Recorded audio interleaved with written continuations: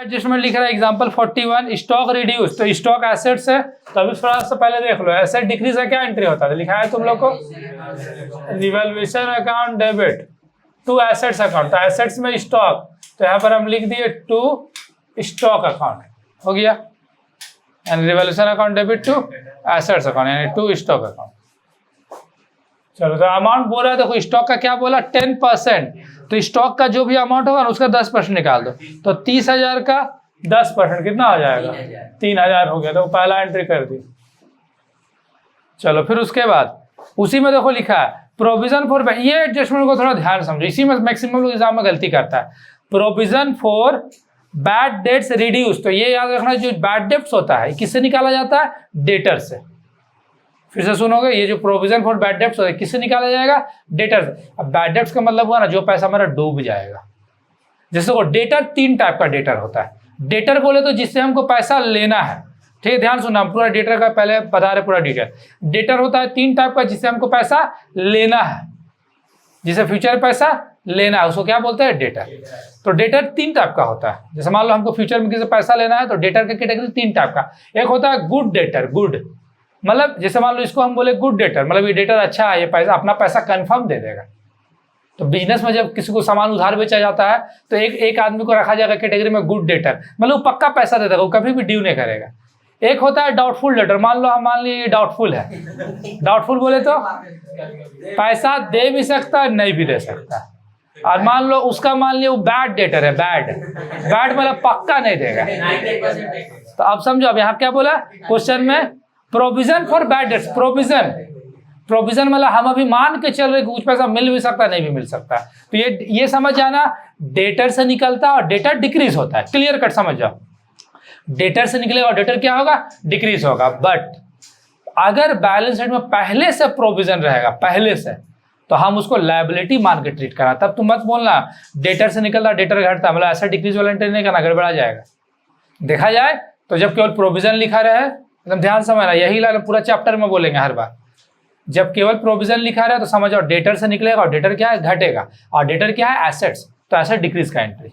But अगर balance sheet में पहले से कोई प्रोविजन देगा, चाहे वो जिधर भी दे, तो हम उसको लायबिलिटी मान के बनाएंगे। तो चेक करो तो बैलेंस शीट में प्रोविजन है, देखो तो कहीं भी देखो दिया है, इसको लायबिलिटी मान लो।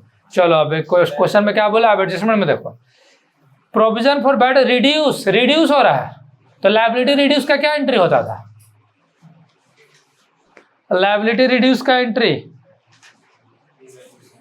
लायबिलिटी रिड्यूस का एंट्री नहीं, देखो कॉपी में लायबिलिटी डिक्रीज का एंट्री, वही डिक्रीज क्या एंट्री, देखो चेक करो कॉपी में, decrease in the amount of liability accountable to revaluation, पहले रिवैल्यूएशन ने लायबिलिटीज अकाउंटेबल टू रिवैल्यूएशन। तो यहाँ पर लायबिलिटीज क्या है, provision for bad debts, entry अच्छा से तुम याद रखो तभी तो आसान पड़ेगा। Account debit to revaluation account, entry होता है ना, तो लिख दिया entry provision for bad debts account debit to revaluation. काहे कि लायबिलिटी डिक्रीज का एंट्री, लायबिलिटी टू रिवैल्यूएशन। तो याद रहेगा ना जो थ्योरी इतना बोले कि जब क्वेश्चन में प्रोविजन बोलेगा तो समझ आना डेटर से निकलता है, डेटर डिक्रीज होगा मतलब एसेट डिक्रीज का एंट्री। बट अगर क्वेश्चन में पहले से प्रोविजन है तो लायबिलिटी के हिसाब से चलना। चलो आगे आते हैं। पेटेंट बोल रहा है वैल्यूलेस, ठीक है, पेटेंट क्या बोल रहा है, वैल्यूलेस। देखो जैसे हम कोई चीज को बोलेंगे वैल्यूलेस, जैसे मान लो ये मार्कर को हम वैल्यूलेस बोलते हैं अगर, अच्छा पेटेंट क्या, एसेट की लायबिलिटी, एसेट्स, पेटेंट मेरा मतलब जो अपना होता है मॉडल डिजाइन जो, तो हम जैसे ही मार्कर को मान लो बोलते हैं ये वैल्यूलेस है।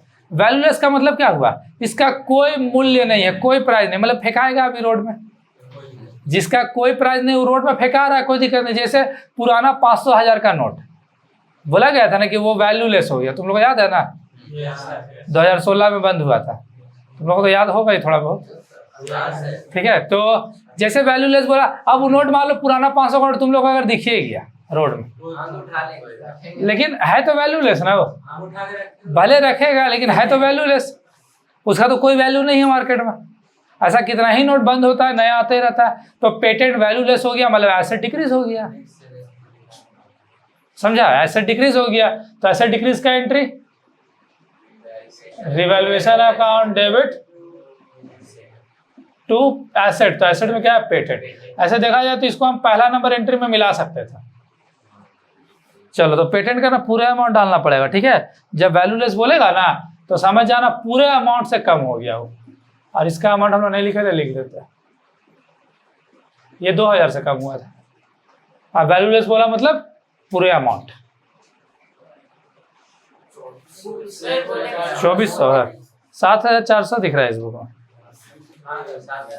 अच्छा, ये 2400 है ना। चलो, प्रोविजन 2400, तो प्रोविजन 2400 लिख दिए। चलो बोलो। हाँ सर, आप बोले कि जैसे पेटेंट वैल्यूलेस है, हाँ। फिर वैल्यू का पूरा माने वैल्यूलेस है हो गया ना, मतलब पहले था मेरा पास पेटेंट, पहले पेटेंट था 7400 का बैलेंस शीट में।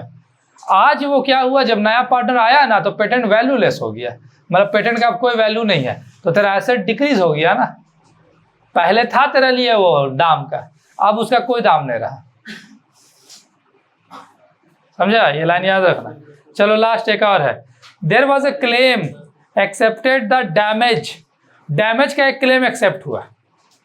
अब ये डैमेज समझो क्या, देखो अगर हम किसी को बोलेंगे हम एक क्लेम एक्सेप्ट किए, क्लेम मतलब होता है अगला कोई मेरे से पैसा मांगने आया, हम एक्सेप्ट किए, एक्सेप्ट किए मतलब उसको पैसा हम देंगे। ठीक है, ये लायबिलिटी थोड़ा सा डिफरेंट लाइन है। जैसे ऐसे समझो, एग्जाम्पल से, जैसे तुम लोग सब लोग कानाटोली ब्रिज देखा है नया जो बना, मान लो कोई एकदम रफ्तार से गया एकदम तेजी से, और साइड वाला को पिलर में ठोक दिया और थोड़ा सा पिलर टूट गया थोड़ा सा। अब सरकार उसको बोला भाई तुम्ही को बनाना पड़ेगा, तो वो आदमी क्या किया, वो जो डैमेज हुआ था वो आदमी एक्सेप्ट कर लिया, बोला हम बनाएंगे, तो वो पैसा उसको भरना पड़ेगा ना, तो क्या है, लायबिलिटी। तो ये डैमेज लायबिलिटी है, तो वो पैसा भरना है, फ्यूचर में उनको पैसा देना है, नहीं देना तो अब देना है, तो लायबिलिटी इंक्रीज हो रहा है कि डिक्रीज, इंक्रीज। तो लायबिलिटी इंक्रीज का एंट्री बोलो, अब इंक्रीज का entry revaluation account debit to liability, तो हम लिखेंगे डैमेज लायबिलिटी अकाउंट, इसका नाम है कर दिया डैमेज लायबिलिटी। अमाउंट कितना का डैमेज हुआ, 2000 का, हो गया सारा एंट्री। अब एक एक्स्ट्रा एंट्री करेंगे, तुम लोगों को पता है रिवैल्यूएशन वाला कल जो बताया था कि प्रॉफिट या लॉस वाला एक एंट्री होगा।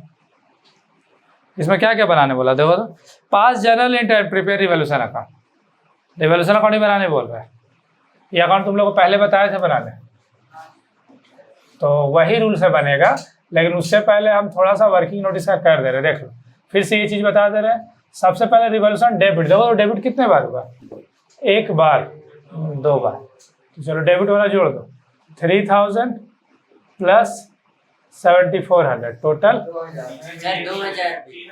अच्छा 3 बार यहाँ भी डेबिट प्लस 2000, तो 7 3 10 2 12, 12400, और रिवैल्यूएशन क्रेडिट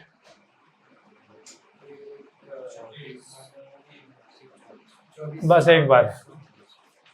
अब बताओ डेबिट बढ़ा कि क्रेडिट बढ़ा, डेबिट, तो डेबिट बढ़ा तो क्या बताया था, loss on revaluation, last class में भी यही चीज था ना, तो लॉस ऑन रिवैल्यूएशन का एंट्री करेंगे। चलो एंट्री बताओ, लॉस का क्या entry, old partners capital account debit, old partner कौन है बताओ तो, ए है, तो लिख पी आर है, तो लिखेंगे P's capital account debit, Q's capital account debit, अच्छा आर है ना, पी आर